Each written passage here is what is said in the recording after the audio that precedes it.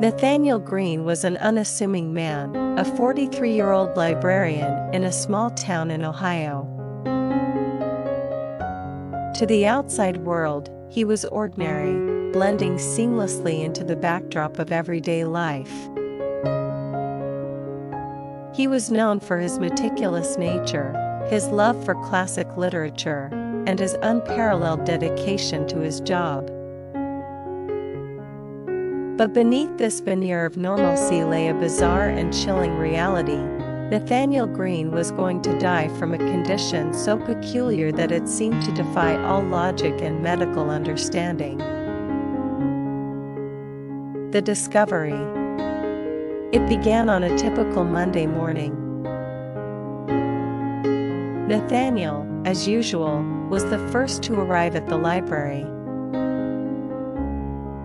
He enjoyed the solitude of the early hours, the tranquility before the hustle and bustle of the day began.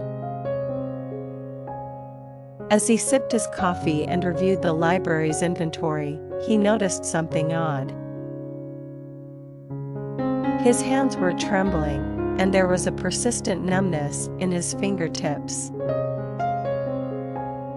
Dismissing it as a side effect of too much caffeine, he continued with his work. However, over the next few days, the symptoms worsened. The numbness spread to his arms, and he began to experience sharp, shooting pains that would come and go unpredictably. Concerned, Nathaniel made an appointment with his physician, Dr. Amelia Thompson. Dr. Thompson, a seasoned professional with decades of experience, conducted a thorough examination. She ran a battery of tests, from blood work to MRI scans, but the results were inconclusive. Nathaniel appeared to be in perfect health, yet his symptoms persisted and grew more severe. Puzzled, Dr. Thompson referred him to a neurologist, Dr. Samuel Hayes, known for his expertise in rare and unusual conditions. A baffling diagnosis. Dr. Hayes was a tall, bespectacled man in his 50s, with a reputation for his methodical and often unorthodox approach to medicine. After a lengthy consultation and further tests, he delivered the news with a mixture of awe and trepidation. Nathaniel was suffering from a condition known as Librorium dementia. The name sounded absurd, almost laughable, but Dr. Hayes assured Nathaniel that it was a real, albeit extremely rare, neurological disorder.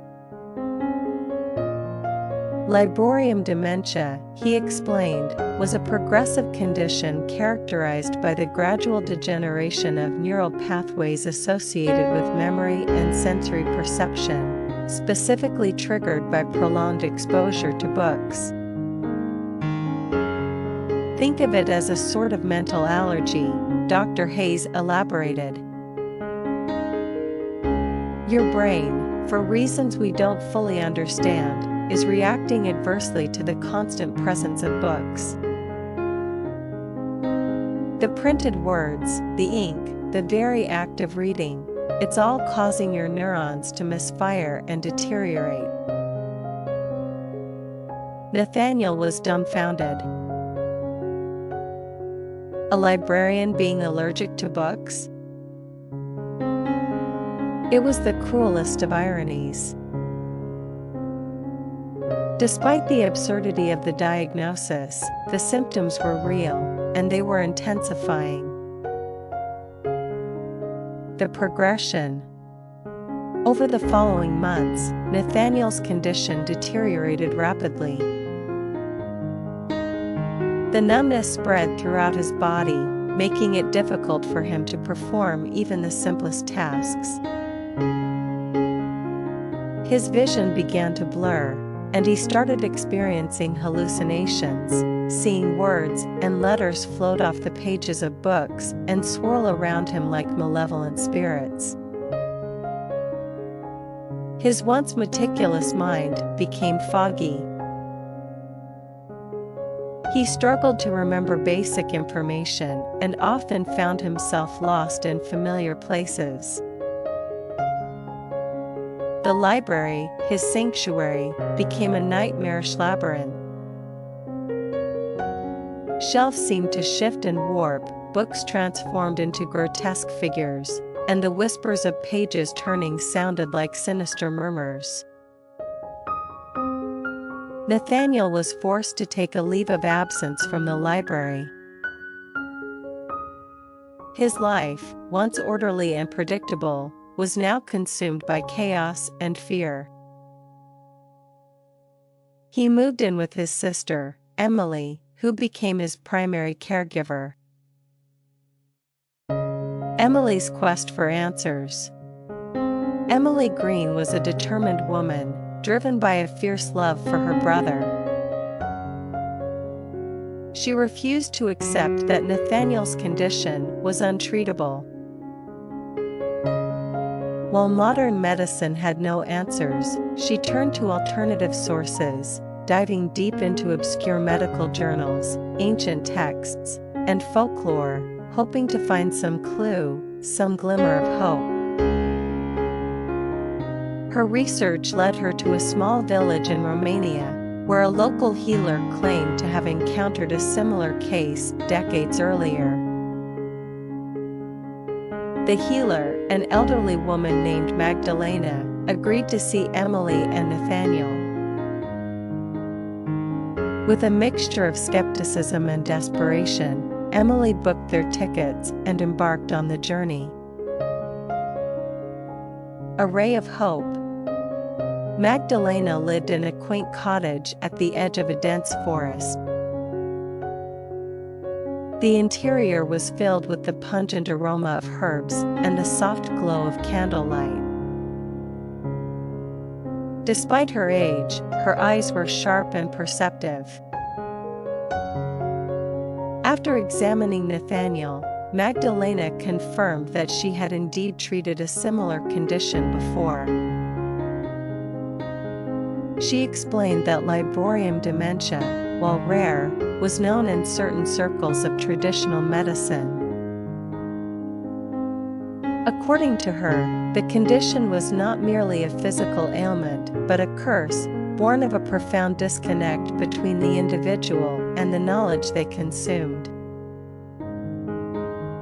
The mind and spirit must be in harmony with the knowledge they seek, she said in a heavily accented voice. Nathaniel's spirit is at war with the knowledge he's immersed in. To heal, he must find peace within himself and reconcile with the source of his torment. Magdalena prescribed a regimen of herbal remedies and guided meditation, but she emphasized that the true cure lay within Nathaniel's ability to rediscover his love for books and knowledge without fear or resentment. The journey inward. Back in Ohio, Nathaniel began the arduous process of healing. The herbal remedies provided some relief from the physical symptoms, but the real challenge was the mental and emotional reconciliation. Under Magdalena's guidance, he started a daily practice of meditation, focusing on calming his mind and re-establishing a positive connection with books. Emily, ever supportive, helped by reading to him, choosing stories that Nathaniel had cherished in his youth. Slowly, he began to feel a shift.